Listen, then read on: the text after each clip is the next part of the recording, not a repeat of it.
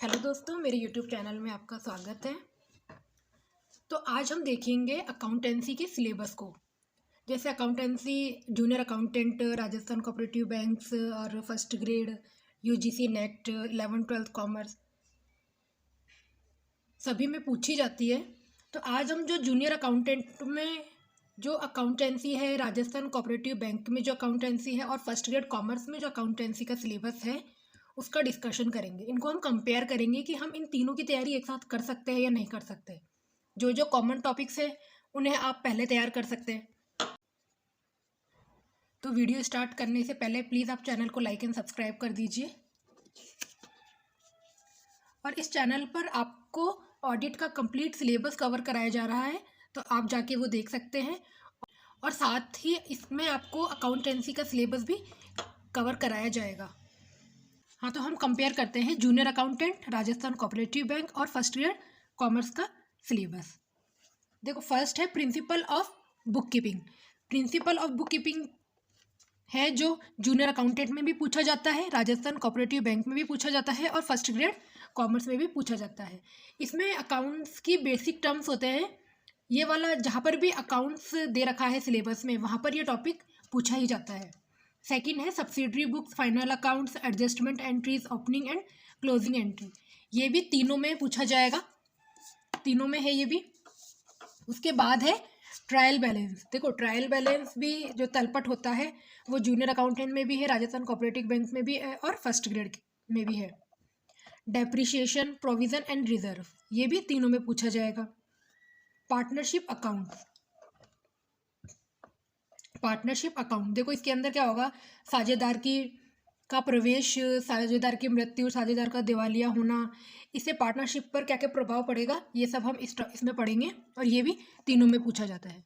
और सबसे ज़्यादा क्वेश्चन हम इसी टॉपिक में से पूछे जाएंगे, पार्टनरशिप में से। 6 है कंप्यूटर्स इन अकाउंटिंग। देखो, ये टॉपिक केवल फर्स्ट ग्रेड कॉमर्स के अंदर ही है। फिनेंशियल स्टेटमेंट, फिनेंशियल स्टेटमेंट में से भी तीनों एग्जाम्स में क्वेश्चन पूछे जाते हैं।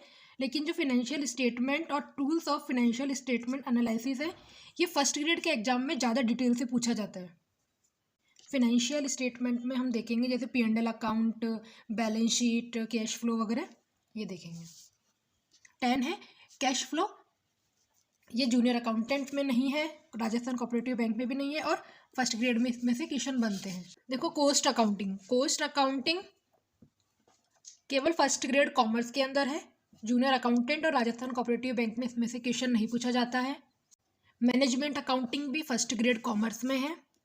वर्किंग कैपिटल मैनेजमेंट भी फर्स्ट ग्रेड कॉमर्स में है। कैपिटल बजटिंग भी फर्स्ट ग्रेड कॉमर्स में है। बैंक रिकन्सिलिएशन स्टेटमेंट, बैंक समाधान विवरण है जो जूनियर अकाउंटेंट में है, राजस्थान कोऑपरेटिव बैंक में है और फर्स्ट ग्रेड में ये नहीं है। देखो, जो जो कॉमन टॉपिक्स आ रहे हैं उन्हें आप पहले तैयार कर सकते हैं। Receipt and payment account, income and expenditure account, ये दोनों टॉपिक जूनियर अकाउंटेंट में है और राजस्थान कोऑपरेटिव बैंक में। और जो बैलेंस शीट है ये तीनों में पूछी जाएगी।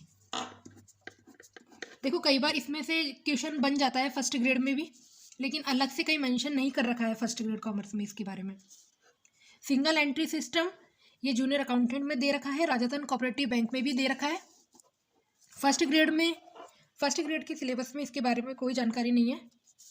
इंश्योरेंस क्लेम, ये जूनियर अकाउंटेंट में है और राजस्थान कोऑपरेटिव बैंक में भी है, फर्स्ट ग्रेड कॉमर्स में नहीं है।